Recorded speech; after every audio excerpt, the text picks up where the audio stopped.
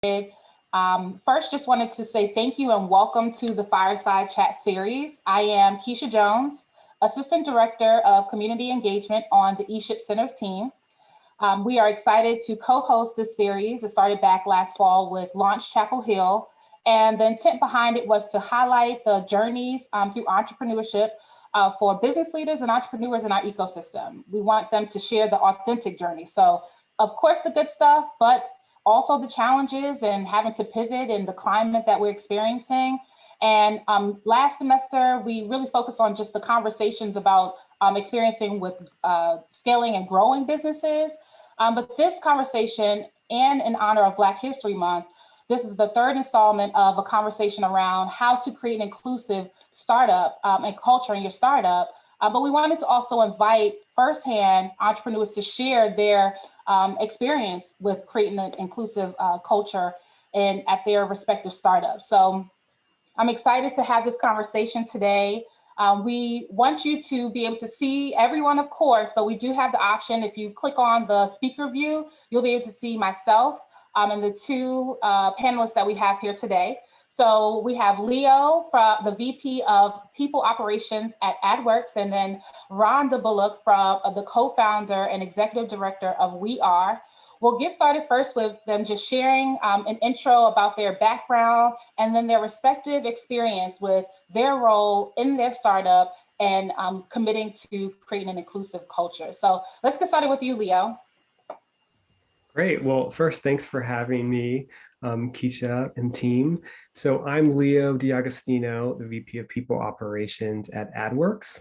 So a little bit about me. I've been working in HR for the last 14 years. I started in healthcare in San Francisco. I'm from California. I moved to North Carolina about 3 years ago, and I joined Adwerx in May of 2019. So it'll be almost 2 years. So a little bit about Adwerx. We are a targeted digital advertising startup headquartered in Durham, North Carolina. We have about 125 employees. And I'll talk a little bit about our DI journey. When I joined Adwerx, we were a very strong culture, very strong people culture, in person, of course.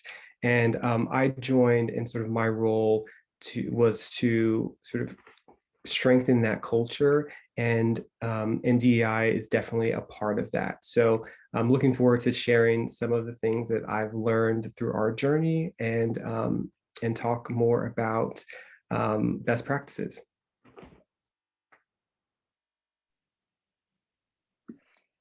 Good afternoon, everyone. My name is Dr. Rhonda Taylor Bullock, and I am the co-founder and lead curator at We Are. We Are stands for Working to Extend Anti-Racist Education. At We Are, we provide anti-racism trainings for children, families, and educators. We use a three-pronged approach to dismantle systemic racism in education and beyond by offering summer camps for kids in rising 1st through 5th grade, professional development for educators, and workshops for parents and families. When I initially started thinking about creating an organization, which I didn't know that's where I was going to end up, I just knew that I wanted to do anti-racism work on a much more widespread basis. And so when I started thinking about the organization, drafted up some ideas. I bounced them off my husband, Dr. Daniel Kelvin Bullock, who is the co-founder of our organization. And then I was very intentional about finding people who could help me bring this dream to fruition. And I was very intentional about working with people who already had an anti-racism framework and understanding, and people from diverse racial and ethnic backgrounds. I believe this work is important, and it is important that we do it coming from multiple perspectives. And so for us as an organization, we don't really have to put intentional effort at being diverse and inclusive, because that is the framework of which we operate. What we do have to be cautious about, though, is watching out how whiteness and racism can show up even in a Black woman-led organization, even in an organization that does anti-racism work. So we still have to check ourselves because whiteness is pervasive, and causing that type of harm is pervasive. And so we've all been breathing the same racist smog. And so we are, just because we do this work and we study it, we are not above being held accountable, and we're not above reproach, because we too can perpetuate some harmful behaviors because of how we've been conditioned and raised. And so we have to put measures in place to make sure that first rule is like, do no harm, checking ourselves to make sure that's a part of our work, and then pausing to reflect and look at the things that we've done to ensure that we aren't upholding systems of harm as an organization. And so that's we are in a gist.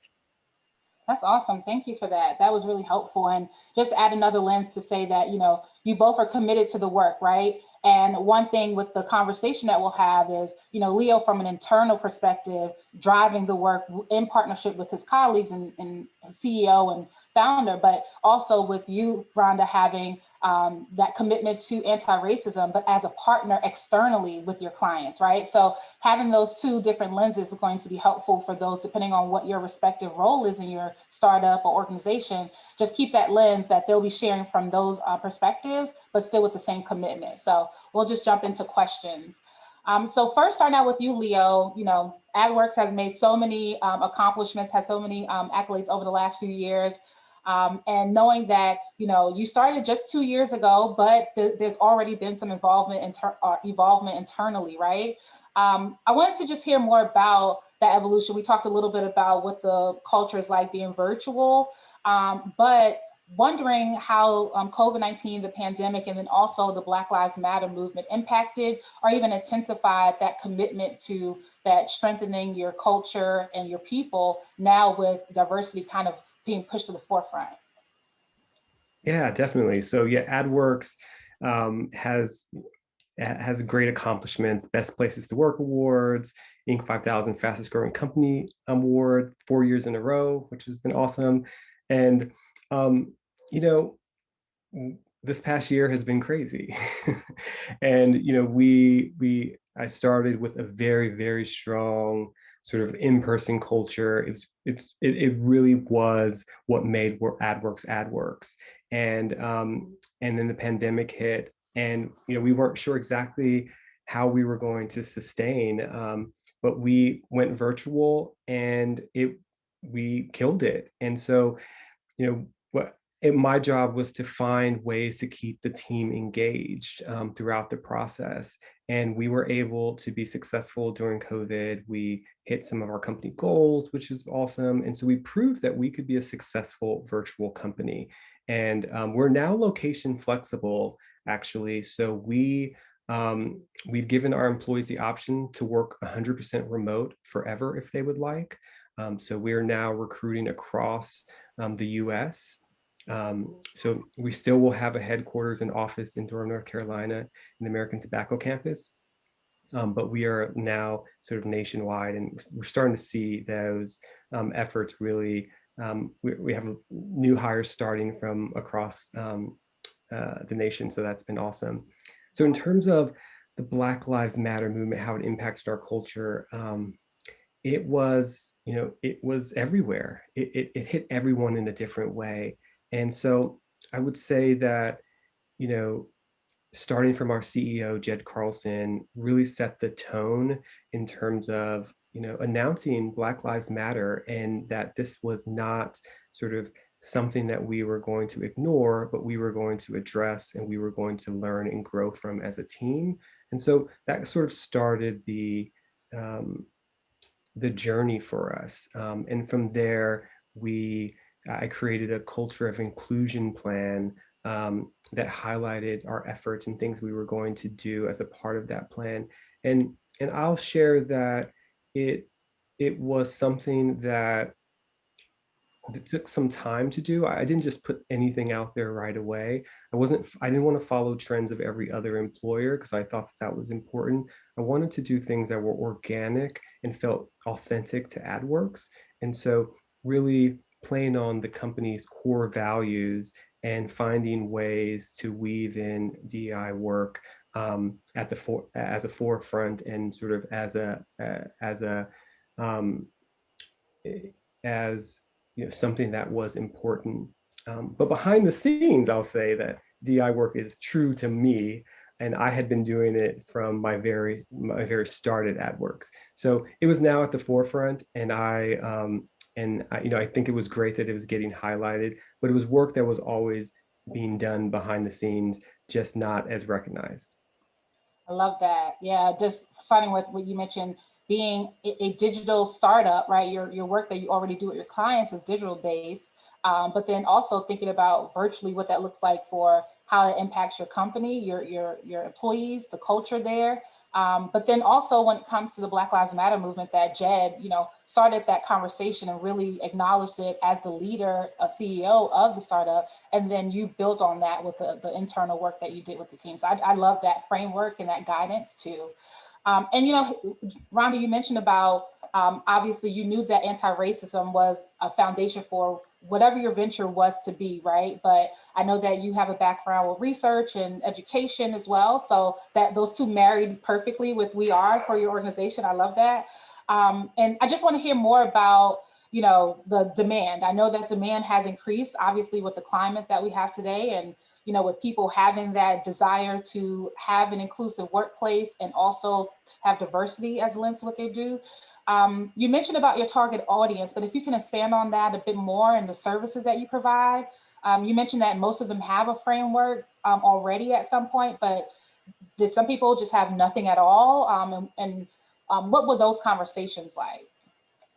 Well, I was actually in reference to like the team who was helping us to bring We Are to fruition. So our board members had the anti-racism framework, but many of the partners, because we really have a three-part audience, the children, the families, and the educators, which makes us the work a little more complex because those are three very different spaces, but with some overlap, right?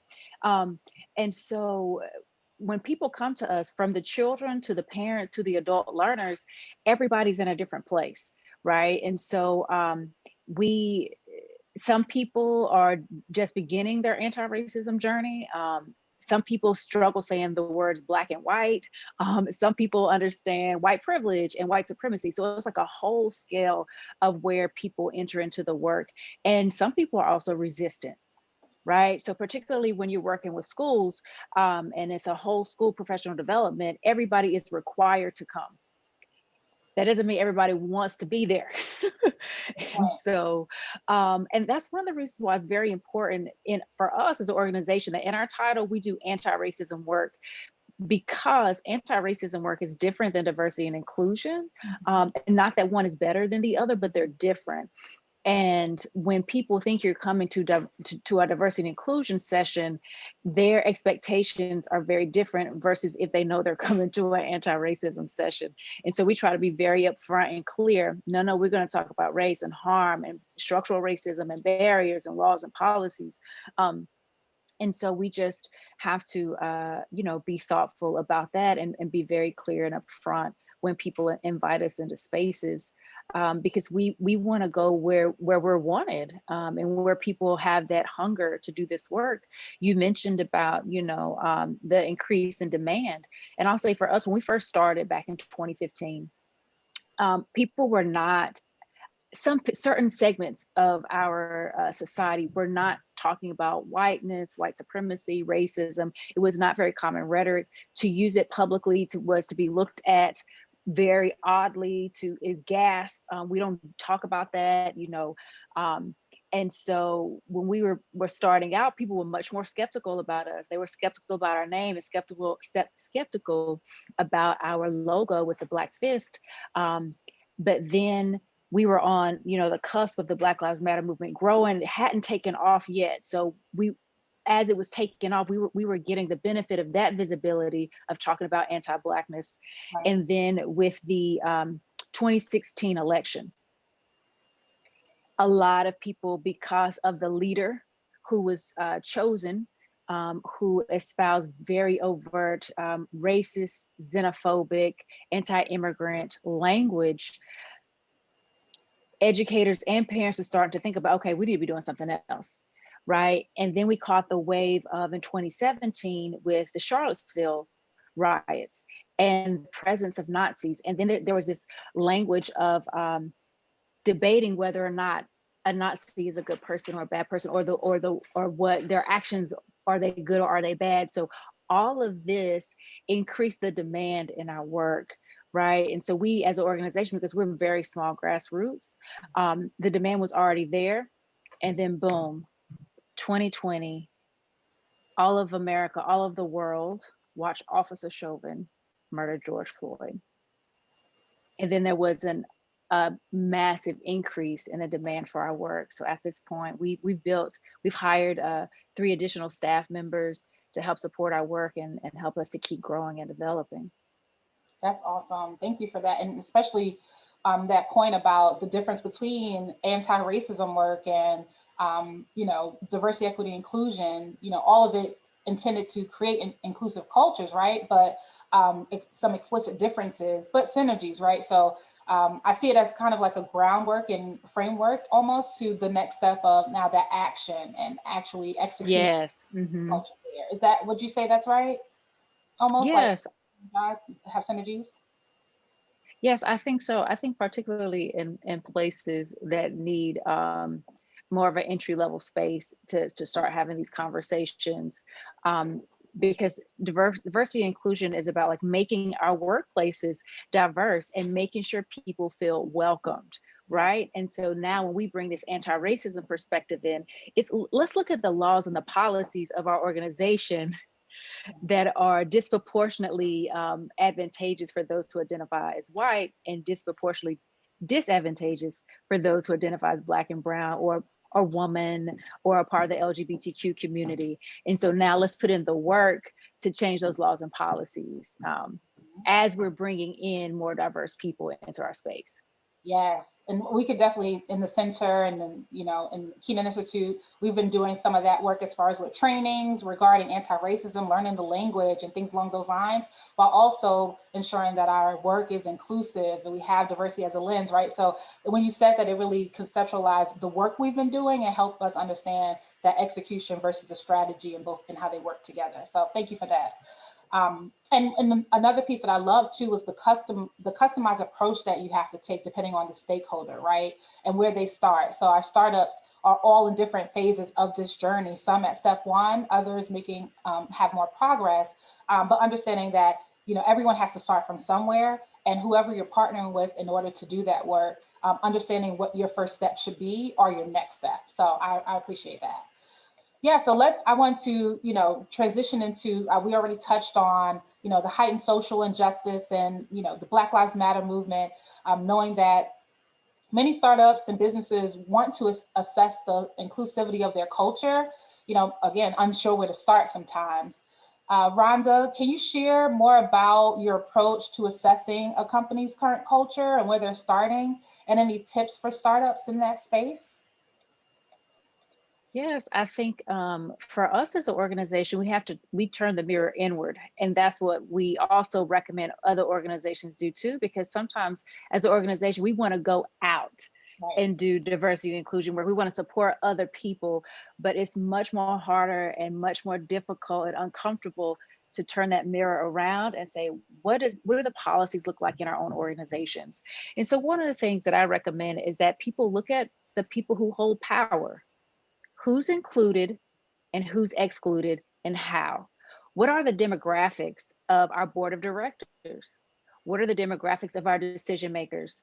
And yes, including race, but including the multiple identities of people are present. How many people from immigrant people are represented? Do you have representation of LGBTQ the community in your board, or are they part of decision makers on your staff? And I think those are questions that we first have to ask ourselves. And unfortunately, because there's been a lot of research about the CEOs and boards of a lot of Fortune 500 companies who've given donations to different organizations, but then you go and look at their board and then their diversity work is performative, because it's not represented in the power structure of their organization. And so that's why I recommend startups start. Who is helping you to create this organization? That's definitely good. Those are great points. And that, transitions into, Leo, your perspective too, being internal, right? And having to do that assessment. Can you share more about your methodology for assessing Adwerx needs and goals and how you approach that? Yeah. So I mentioned before, it's really about finding like authentic ways to weave in DI work so that you're not just following trends, that it feels like you're making meaningful impact. And so I'd say that, being really, observing and understanding like what makes the company like what is centered to the culture. And so something that's centered to Adwerx are our core values. So we have 4 core values, and we hire people based on the values, and we acknowledge and give peer recognition based on our values. And so that became a center point for how I created a culture of inclusion plan. And so I'll share that. So our core values are: we leave a positive wake, we have a growth mindset, we're truth seekers, and we take ownership.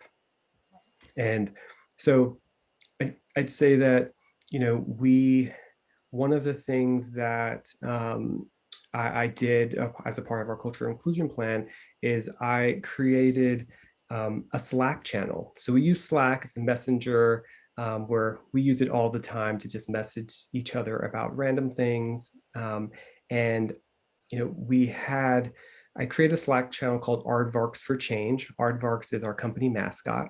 And um, and as I was doing research, something that really stuck out to me was wanting to incorporate something that is centered around learning, centered around giving people tools to understand.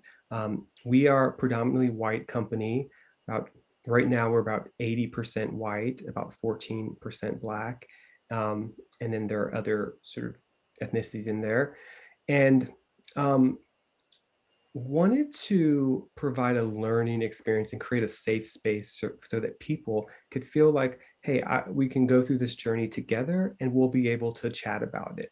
And so what we did was we went on a 21-week equity building challenge. Typically it's a 21-day challenge, but I made it 21 weeks because I really wanted it to feel like a journey, and I wanted it to last longer than 21 days. And so we started that journey, and it ended in November. And every week there was a different reading, or it was an article, or there were YouTube videos that were really designed to provoke thought, and sometimes were a bit controversial. And every Thursday we identified a time. So it was 3 o'clock on Thursdays, where we would chat about the article or the assignment that week. And we got participation from everyone, or from many different people, from our CEO to other leadership members to sort of employees, POC employees to white employees. And it was a great way to observe people interacting with each other, questioning each other, and providing, just honest feedback. And you got to see sort of the interactions back and forth between people that were really meaningful. And I got so many messages from people saying that, you know, this has been really important for me, but also sharing with friends and family outside of Adwerx. So it was something that was really, really, it, I will say that it ended up being sort of the standout of sort of our plan, because it had long lasting, meaningful impact that went beyond Adwerx and was able to sort of spread across like networks. So I think that is important, to find a way to weave in a conversation and push the boundaries a bit, but not to push them in a way that doesn't make sense for your company. So you really have to know your company and know your employees and know how you can push the boundary some, but don't overwhelm people. Because I love that the idea that this is this is not a sprint, it's a marathon. And so if you really want this work to be long lasting, you're not going to just come up with something as a response. It's not a response. It's a journey that you need to be on, and it's something that needs to be core to the company going forward. Absolutely. You know, you made so many amazing points in that. And one thing that definitely stood out is that 21 week challenge, our conversation, you know, creating that space, because we too had opportunities of, whether through training or just touch points with reflecting on like a book. We had conversations around the white fragility book and things along those lines. And it was really creating a space for people to organically share, again, in the virtual world as well, but share some things personally that they may have been experiencing in their own families, and realizing that there's another coworker or colleague that aligns with that same experience in organic relationship building.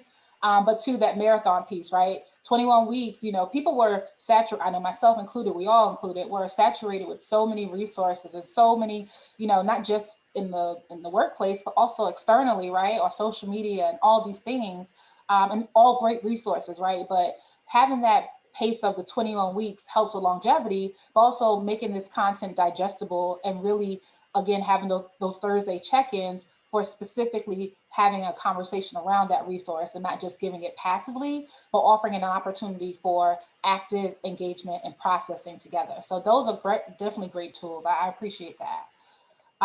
So, you know, now transitioning to talking a bit more about capacity and any limitations and resources, whether funding that you needed or you had some challenges with. Leah, you mentioned that you were a team of one. You know, so when it came to, you mentioned about some of the other touch points, you already mentioned that, but did you have to outsource any of this work to support you in the process? I know that you mentioned in our conversations before that now you're growing, so that's exciting. But I know that you were, you know, a one-person show. So when it comes to, you know, the work, were these touch points mandatory? You know, any suggestions that you have for those that want to know how you did this work with limited resources, funding, and a lean staff? Yeah, definitely. Team of one. It's hard, I tell you. But the team is growing. I'm really excited to actually have a new employee starting in March. So team of two. Um, so I would say, so I have a nonprofit background, so working in healthcare. And so I am used to making something out of nothing, or doing sort of working with limited resources. But I definitely did outsource some help. So I partnered with a company to help provide microaggressions training. But one thing that I did do early on was that, I utilized like available resources. There is a great series on YouTube by UCLA. What is it? Diversity, Equity, or Office of Equity, Diversity, and Inclusion. And they have about a 6-part training that is about implicit bias, and it's really good. And so that is one of the first things we had all of our employees take. It was a requirement. We had everyone sort of take that as a step towards sort of this journey of learning. And so I'd say that, utilizing, resources, of course, Google is amazing, but, finding ways to tailor it to make sense for your company. So don't be afraid to utilize other people's sort of ideas and sort of make them your own. So I think there are great resources out there, but the YouTube UCLA video was one that I found to be really helpful. But also, reaching out to various people to do some of the sort of the trainings for me. And I would say in that process, don't go with any trainer. Find a trainer that makes sense for your company and that aligns with your vision and what you'd like to accomplish. I think that that's really important, because again, you want this to feel authentic and organic to the company. And so finding the right fit is definitely important. Those are very great tips. Those are very great tips. Thanks for sharing that. And Rhonda, you too, you also started out with the lean staff. And I know you mentioned that you're growing, you mentioned a board. Can you just share more about that and how you managed to grow and scale in the midst of such a increasing demand on your time and clientele, and what were some key roles you started with? Yeah, so we started with just getting board members, and at the time when I started, I was a full-time PhD student.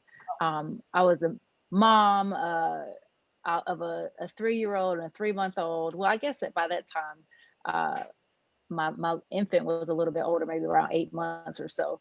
So it was a lot going on, and we weren't doing as much as we were when we first started. So at first it was just kind of, we did a conference and we started with a summer camp. And so many of our board members were also full-time PhD students as well. So we kind of just were able to do what we could. And the board members were actually our colleagues and co-facilitators, because all of us have an education background. And so then once few years in, I was pretty much like leading and directing full time. So we were really just one person in the office. But because I was a full time PhD student and I had a privilege of being married to a husband who had a full time job, I could do the work of We Are without receiving a full paycheck. So for some startups, when you first begin, you might be working for free, and even though we were generating profits, I still didn't want to take a salary, because we were saving up to get colleagues. So since I had the capacity to work, and I was working other jobs outside of We Are to support income or whatnot. And then probably it was last year, so I guess that was year 5 when I went to the board. And at this point, we're now doing consultancy in between some of the annual events that we offer. So we do like an annual conference, the annual summer camps, annual educator trainings in the summer. And in between, we were getting, people would come to those and say, hey, we want y'all to now come to our school. We want you to come to our parent teacher association group. And so I went to the board in January of 2020, and I said, y'all, at this point, it's too much work for one person to handle in the office, like the office side of running a business and being the lead consultant. I said, we need to set a fundraising goal so that we can get some colleagues in this office. And so we had made that goal at the beginning of 2020. We had a fundraising gala plan and all of these things that were going to come together. COVID hit around the time when we were about to do our big fundraising gala. And then it was like these sequential racist incidents that were occurring. And so people started giving donations in ways that we had not received donations before. This was by far our best fundraising year. And so we set a goal of raising $100,000 by the end of the year. We set that goal in May, towards the end of May, early June. We did it within a month. And it's unfortunate that, we received those funds on the backs of Black bodies, right? And so we hold that and we honor that and we hold space for those names. Breonna Taylor, George Floyd, right? Ahmaud Arbery. It was because of their loss of life that people started paying more attention to anti-racism organizations. And so with that money, which was funded by the community, so the community, their demand was high, the community poured money into us. And so with that, we were able to hire 3 new employees. So we're now an office staff of 4. And so because now we have more staff that can go and take on more contracts, we're able to generate the funds to cover their salaries. So we needed that support from the community. We say the community funds our work. It's really hard for us to get grants. One, because we are so anti-racist. When we do our work, we talk about that. And some people are still very reserved and scared of that type of work. And so we don't get the funding of grants that I feel like we should, but the community funds us. And so we're so appreciative of the community believes in this work. We were able to hire those 3 new employees because the community, some local and then global, donations were coming in from everywhere. And so that's how we were able to build in the midst of, this demand and increase. Yeah, that's awesome. Thank you so much for your transparency in that, because I know wearing all those hats is difficult, but then seeing the progress and being able to grow your company with new employees is shows the work, right? And to your point, it's beautiful that the community is committed to the work and supporting financially. But our hope is that that changes with being able to have access in the foreseeable future for funding for resources, just as your organization and beyond. So yeah, I appreciate your perseverance and all of that, but then also love to see that there's support there and it's growing and you're able to scale too. So that's good. And you all mentioned earlier about, I think briefly, you both touched on the demographics of whether your personnel with the internal, employees, but then also your clients. But if you can dive a little bit deeper, if you want to share any more about, Leo, you mentioned the breakdown for demographics of your current team's diversity. Are you all aiming to make any new hires to increase diversity? I know some startups are often struggling with, wanting to ensure that they're picking the right people for the right jobs and not just meeting a diversity checklist or check mark. They want to be intentional about increasing diversity, but also find the right candidates.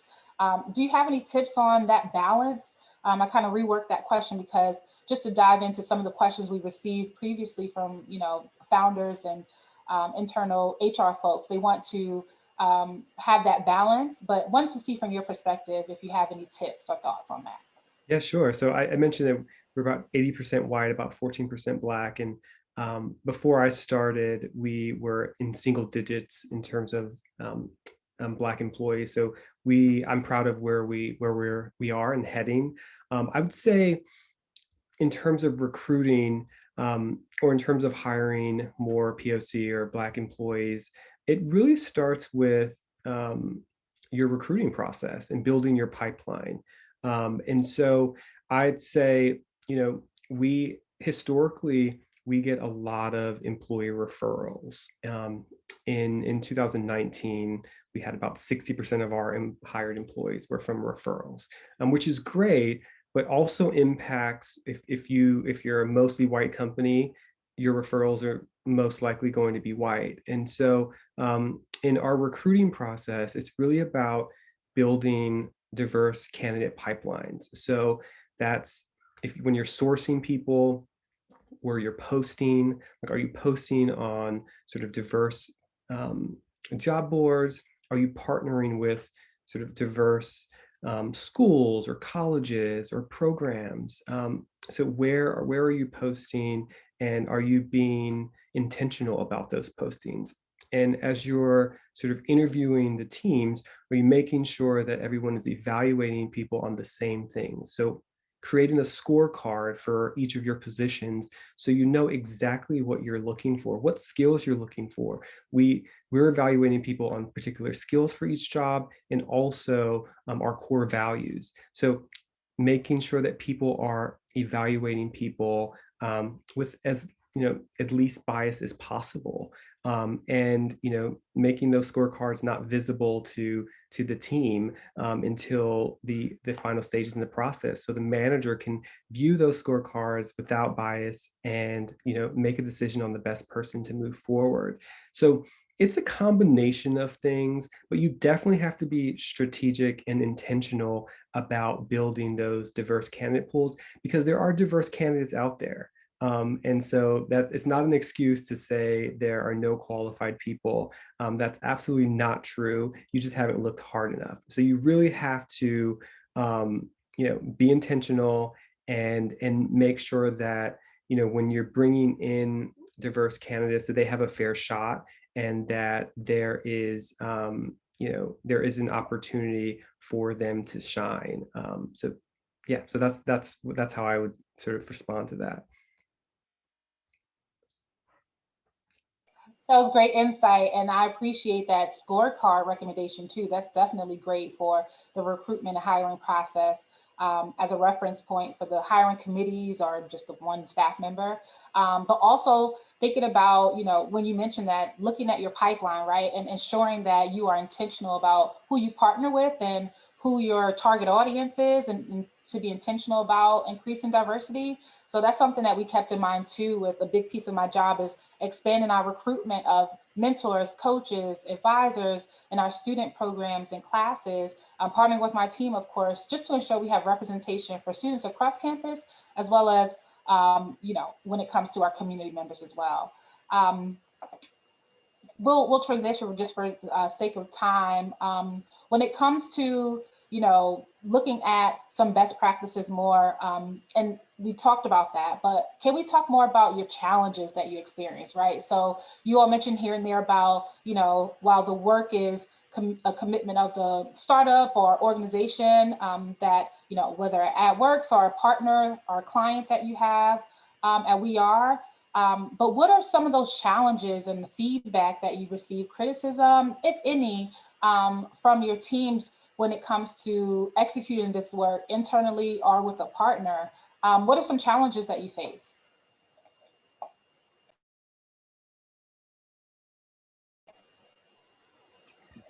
Just internally, some of the challenges that we've faced are really at capacity.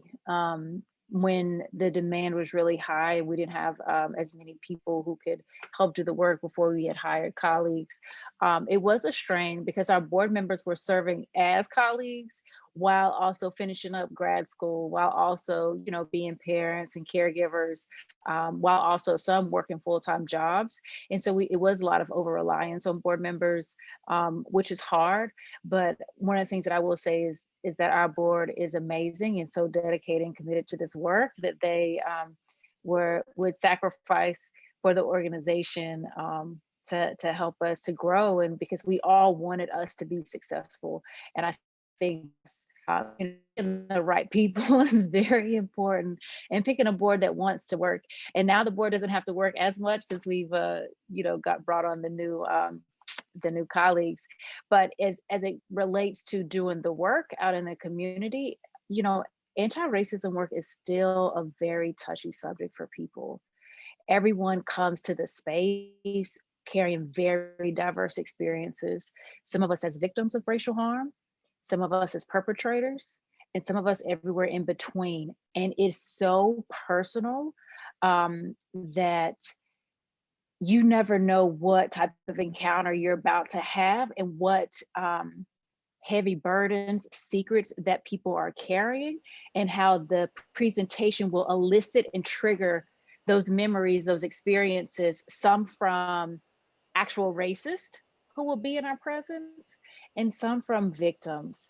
And so it's really hard. It's not like teaching. I don't know if I said this before. I was previously a classroom teacher for almost 10 years. And a different type of preparation. It's a different type of heaviness. And sometimes we do feedback forms for every time we engage with an audience, we do feedback forms. And so some of the feedback will be like if we're talking about, the need to have anti-racist conversations with children, some of the feedback will be, you're projecting this, kids are colorblind, they don't see race. Or sometimes feedback will be, this workshop made me feel like I'm a bad person. And I don't want to feel shame, and I have zero biases, and nobody here has biases, which we know that's just a lie that we tell ourselves. That's not true. We all have biases. But I will say more often than not, we overwhelmingly receive positive feedback. There's always a few outliers here or there, but overwhelmingly people are so appreciative for the space because they never had it before. Or maybe going back to what Leo was saying, they had someone come in and do diversity inclusion work or anti-racism work, and it went horribly wrong. And so they were so afraid to try again because it did not go well the last time. And so we try to be we're aware, we make mistakes. Sometimes within a session, someone will call us out for a mistake or a bias or a blind spot, something that we didn't see in the moment.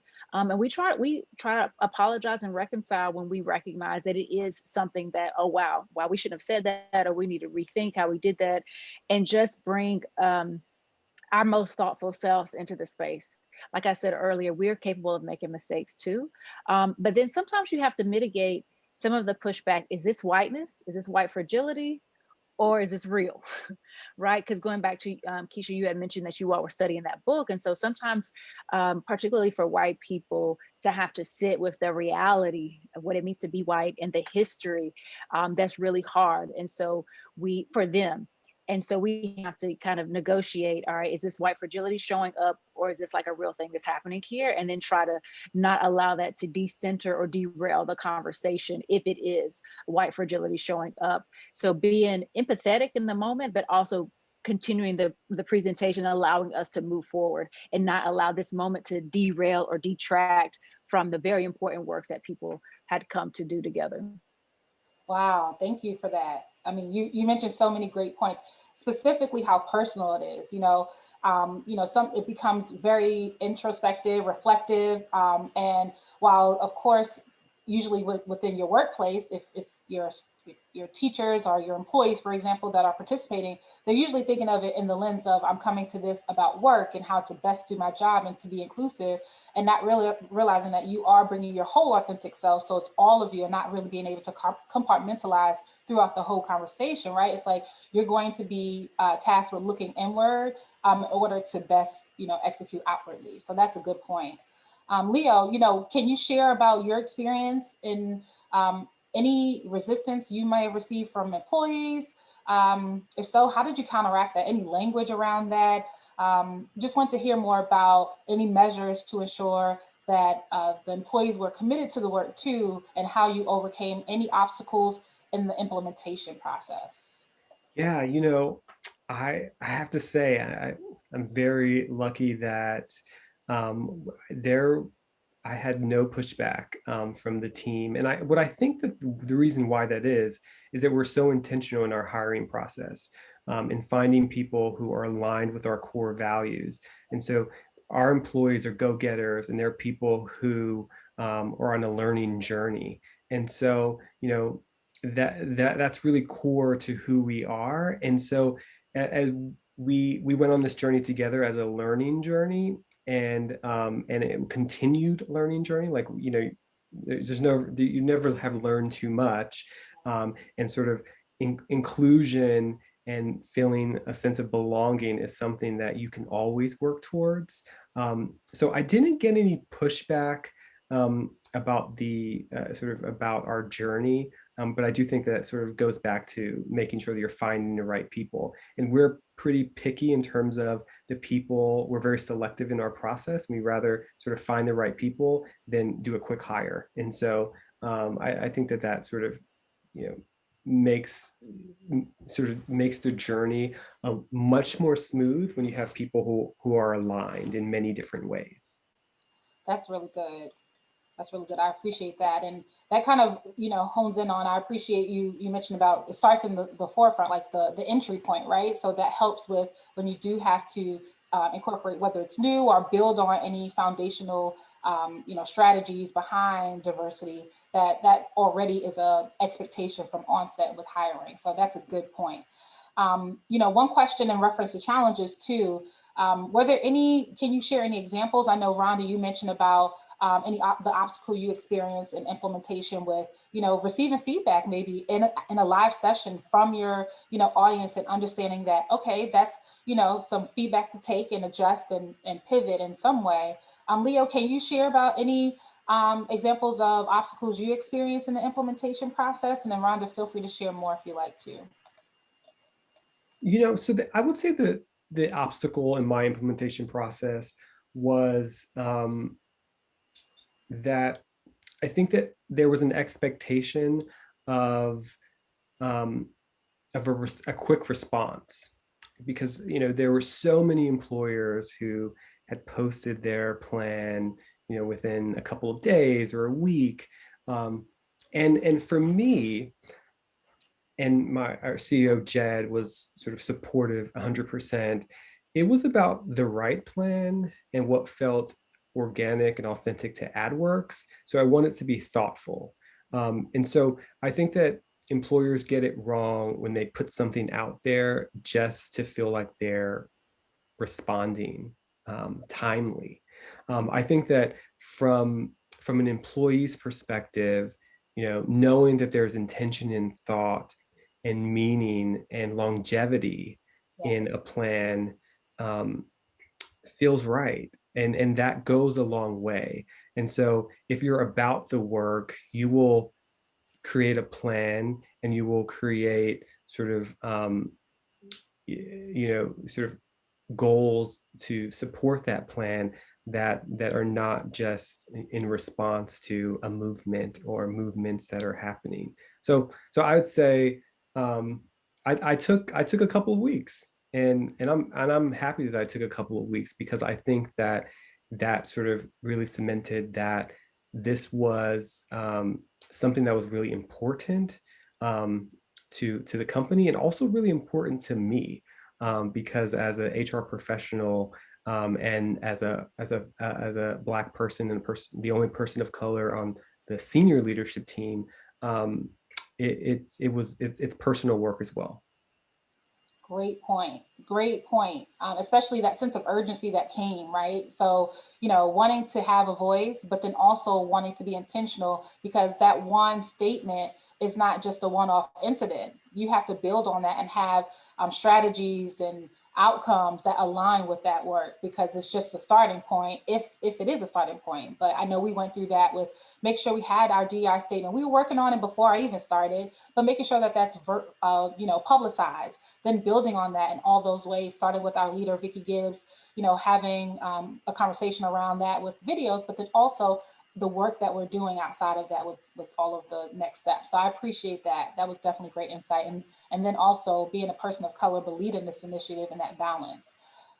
Did you want to share any other examples that you might have experienced for obstacles, Rhonda? Just wanted to give you that space if you did.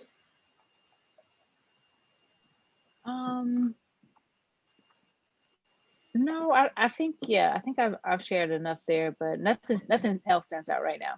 Okay, perfect. And we had a question that, as a nonprofit with no paid positions, back to kind of like the FTE employee standpoint, do you have any recommendations on seeking a more diverse group of volunteers who are committed to your vision or your mission? I would say get to know the Black and Brown led organizations in your community, or even, organizations such as, LGBTQ led organizations, or spaces where, is LGBTQ affirming, and build authentic relationships and connections. See how your work overlaps and aligns, and do it in a way that now you're in community with people. So I'm not saying just go get on their listservs and then draw out, right? Draw out volunteers, but no, build authentic relationships, talk about how your work overlaps, and build community with them. And then you'll be in spaces where you're more likely to have people who will want to volunteer and support the work. And look at how you can contribute to those organizations if they want you to. If there's something that you provide that could help them and support them, and you all collaborate together, I think those are ways to be intentional and diversify, what our volunteer pools look like. That's a great point. I know that you're from the HR standpoint, so mostly employees, but did you have any experiences? I know you came from the nonprofit world. Do you have any tips, Leah? I thought that Rhonda's tips were excellent. I think that it is about, building partnership is important, so that it feels authentic and natural, and not just, not just like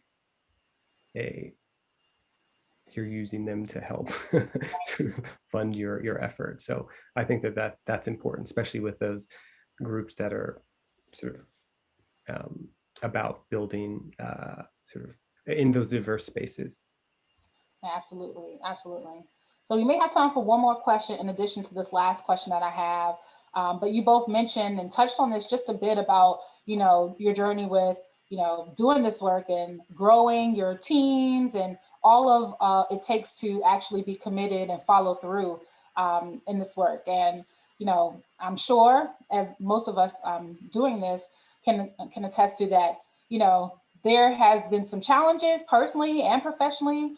But, want to hear from you both, what's one thing that you've done during this time that has helped with your own personal self-care and mental health that you've been committed to ensure that you have that good balance and again, self-care? So for me, from a personal standpoint, I'm a big advocate for therapy, and sort of getting that self-care that you need. I encourage our team, our staff to utilize our benefits, to call our employee assistance program. And those are things that I also participate in, because it is so important. And in sort of POC and Black communities, mental health and sort of seeing a therapist is not often, is becoming more celebrated, but something that we need to, getting that help and having that ear and person to listen is really helpful. So I'd say that, getting through 2020 definitely took a lot of therapy hours. For sure. That's a good point. And I really do echo that. And for me, probably 2 years ago, I found a therapist. And what prompted me to do it was, like I mentioned, this is very deep and personal work. I was having a hard time handling the stories that people, I'm very much a storyteller. That's a part of the work that I do as a critical race scholar and counter narratives. And as I tell my story about how race became real to me, the audience and the participants it resonates with them. And so after, even during session and after session, people will share stories of harm. And this is across a racial and ethnic background. So Black mamas were sharing stories about their children, and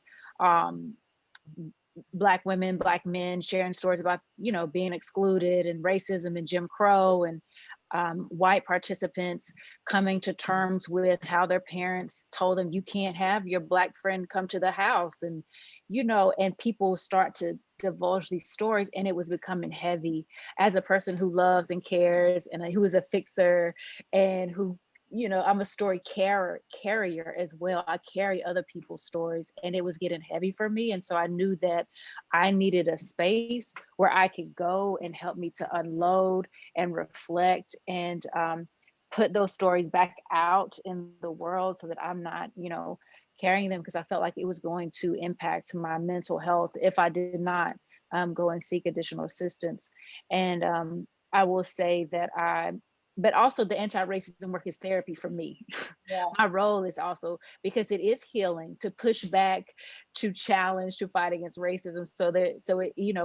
I get the duality of that experience. And I also run and pray and meditate.